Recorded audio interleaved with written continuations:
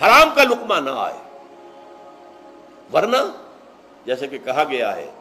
دعا کے بہترین مقام پر پہنچ گئے ہو، حرم کعبہ کے ملتزم کے ساتھ چمٹے ہوئے ہو اور دعائیں کر رہے ہو، اب اس سے زیادہ دعا کی قبولیت کا کون سا وقت ہو؟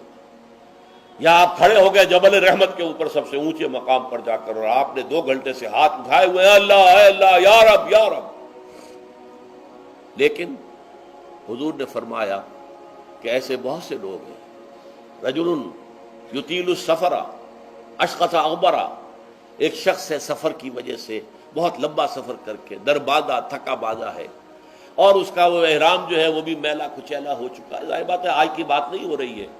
جبکہ آپ 4 گھنٹے میں تو پہنچ گئے جدہ، اور پھر 2 گھنٹے میں مکہ پہنچ گئے، اور جا کر پھر 2 گھنٹے میں آپ نے جو ہے عمرہ کیا اور بات چھٹی، احرام کھل گیا۔ تو اس میں کہاں وہ احرام میلا ہوگا، اور کہاں آپ کا بیل کچیل ہوگا، اور کہاں آپ کے جسموں سے جو ہے پسینوں کی بو آئے گی؟ نہیں۔ لیکن جو یہ سب کرتے تھے اور پھر کعبے سے ملتزم سے چمٹ کر دعا کرتے تھے، یا رب یا رب، یمد یدیہ الی السماء، وہ ہاتھ اٹھاتا ہے آسمان کی طرف، یا رب یا رب، وَأَنَّىٰ يُسْتَجَابُ لِذَٰلِكَ، اور اس شخص کی دعا کیسے قبول ہو؟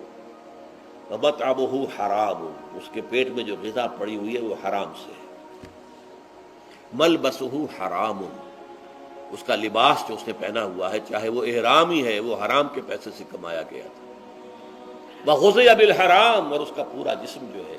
جس غذا سے یہ تن و توش تیار ہوا ہے وہ حرام کی دعا، ایسے آدمی کی دعا وہاں پہنچ کر بھی قبول نہیں ہوتی۔ لہذا تقویٰ کا اصل معیار اکل حلال، روزی حلال کی، اگر یہ نہیں ہے تو آپ نے متقیوں کی شکل بنا لی اور بہت ہی آپ نے اپنے ظاہر کو جو ہے بہت آراستہ پیراستہ کر لیا سنت رسول سے،